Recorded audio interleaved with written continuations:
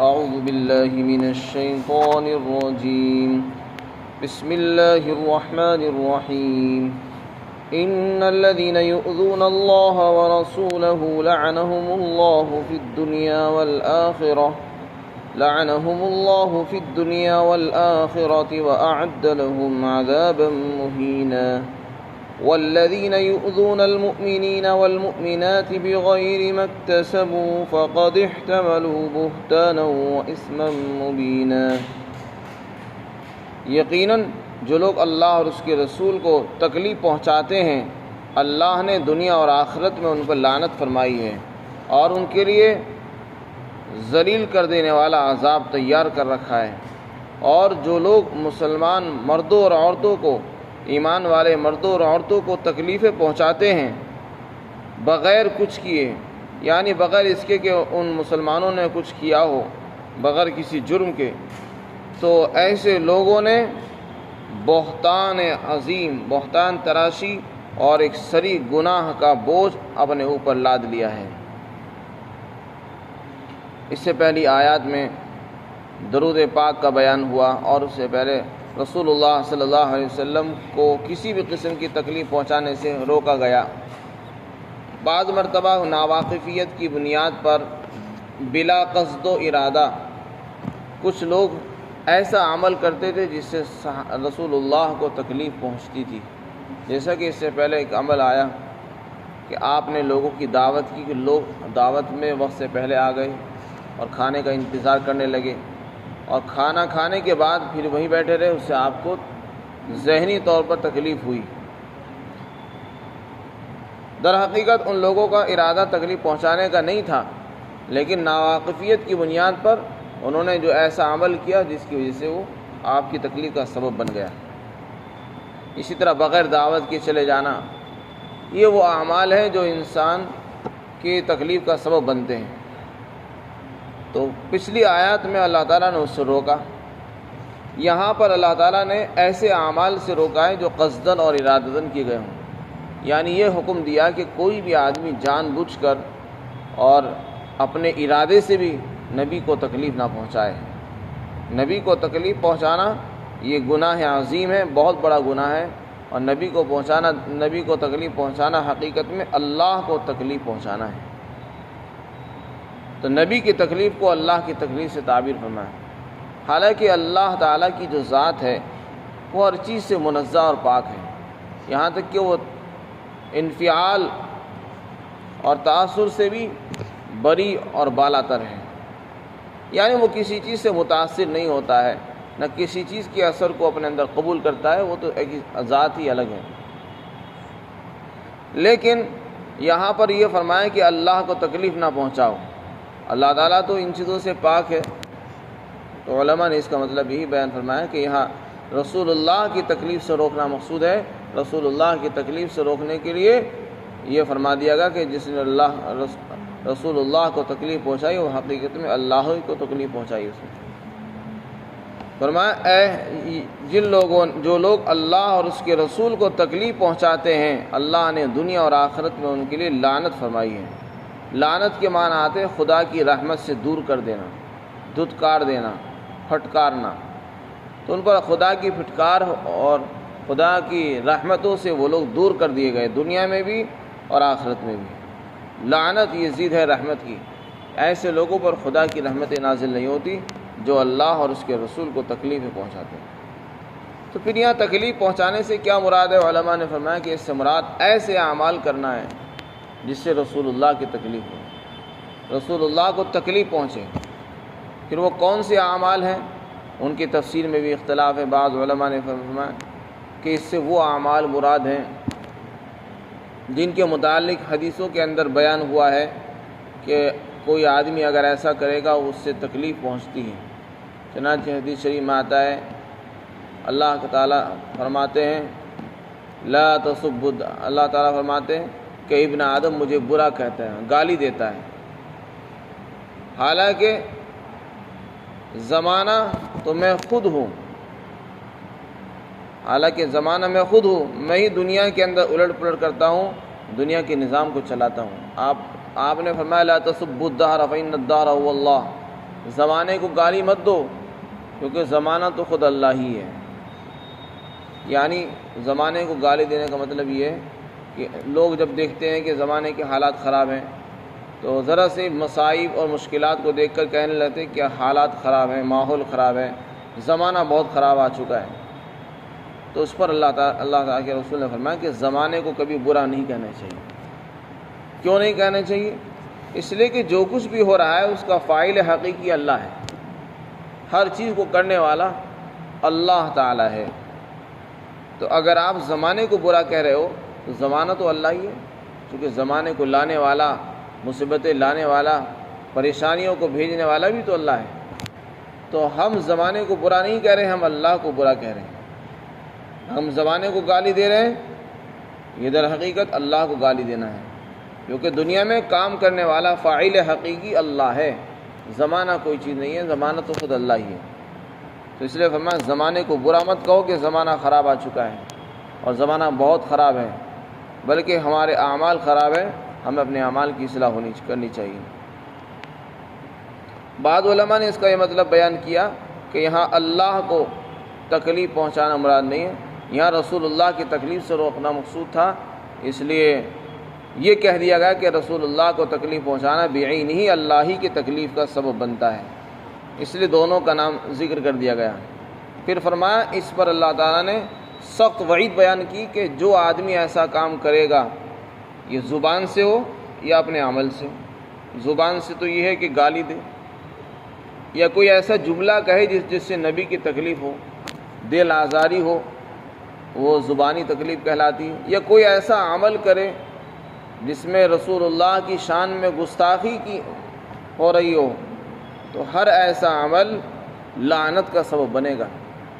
اور آگے فرمایا یہ تو لعنت ہوگی، ایسے لوگ خدا کی رحمت سے محروم ہو جائیں گے اور خدا کی پھٹکار کا ذریعہ بنیں گے۔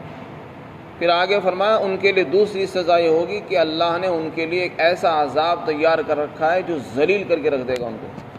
انہیں ذرا سی کوئی عزت نہیں ملے گی، ہمیشہ ذلیل اور خوار ہو کر رہیں گے عذاب کے اندر بھی۔ پھر آگے اللہ تعالیٰ نے ایمان والوں کی تکلیف کا بیان فرمایا،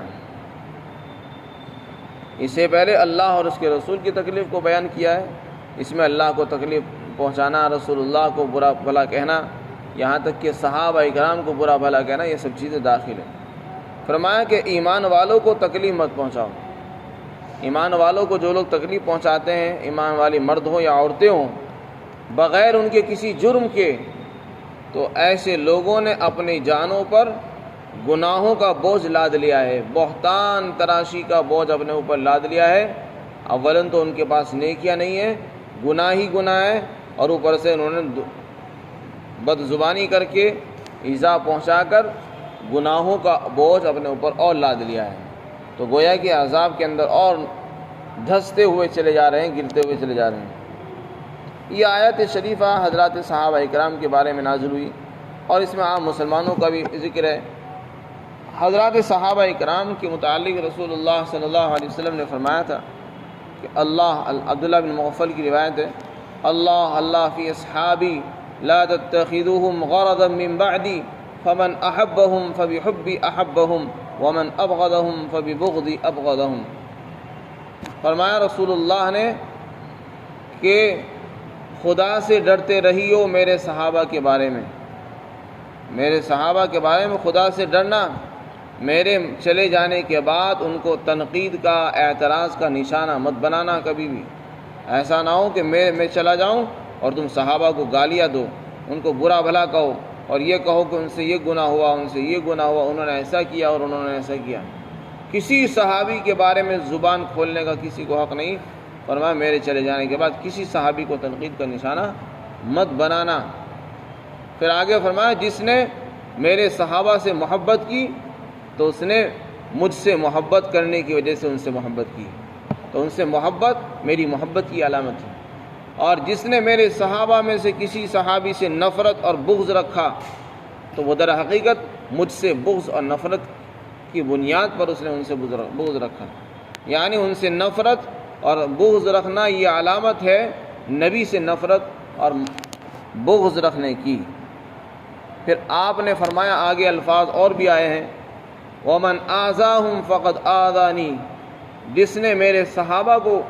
تکلیف پہنچائی، چاہے وہ عمل سے ہو یا زبان سے ہو، فرمایا اس نے صحابہ کو نہیں، مجھ کو تکلیف پہنچائی، چونکہ وہ میرے ساتھی ہیں، میرے لیے ذریعہ بنے ہیں، اسلام کے پہنچانے کا وہ اہم ترین اصول اور ستون ہیں، تو اس لیے فرمایا جس نے میرے صحابہ کو تکلیف پہنچائی اس نے حقیقت میں مجھے تکلیف پہنچائی۔ پھر فرمایا وَمَنْ آذَانِي فَقَدْ آذَى اللَّهُ، جس نے مجھ کو تکلیف پہنچائی اس نے حقیقت میں اللہ کو تکلیف پہنچائی۔